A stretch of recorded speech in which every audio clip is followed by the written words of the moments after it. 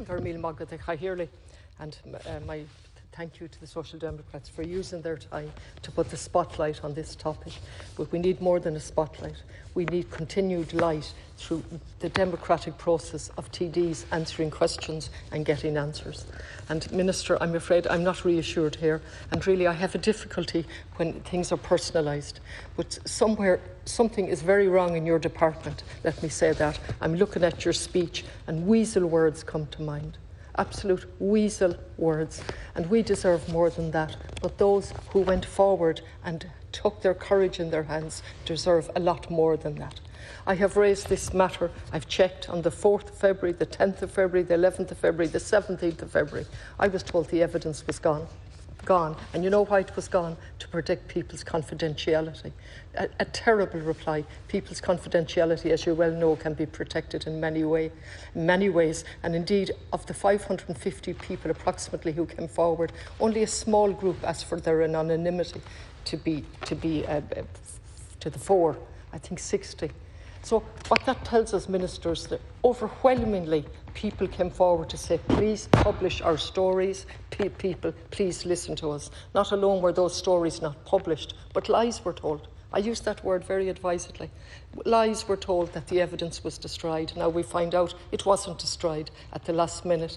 And that in itself raises questions about the whole trust of this process. Because if a commission of inquiry tells us on page 11 of the confidential report that the evidence was destroyed, and it turns out there were backup tapes that they didn't tell us about, that brings the whole trust of what they've told us into, and you haven't mentioned that today.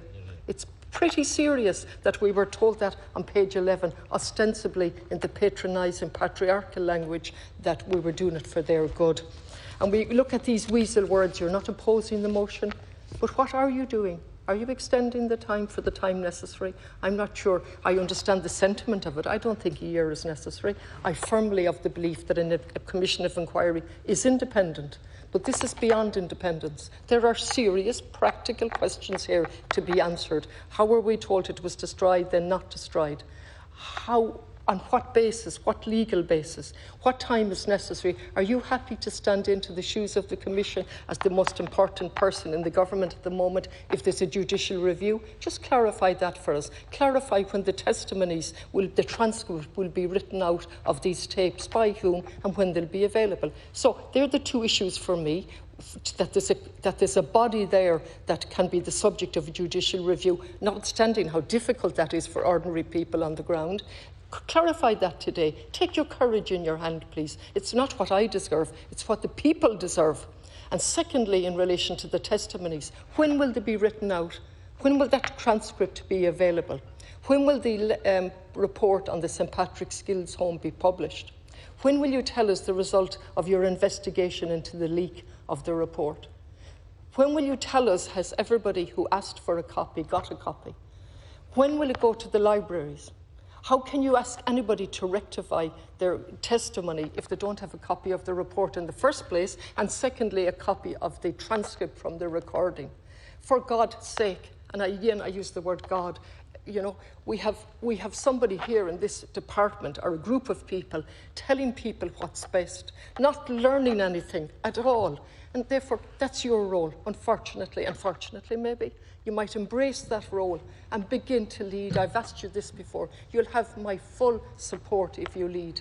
But this is not leading. This is a weasel words all over again, and the same weasel words that were used in the report.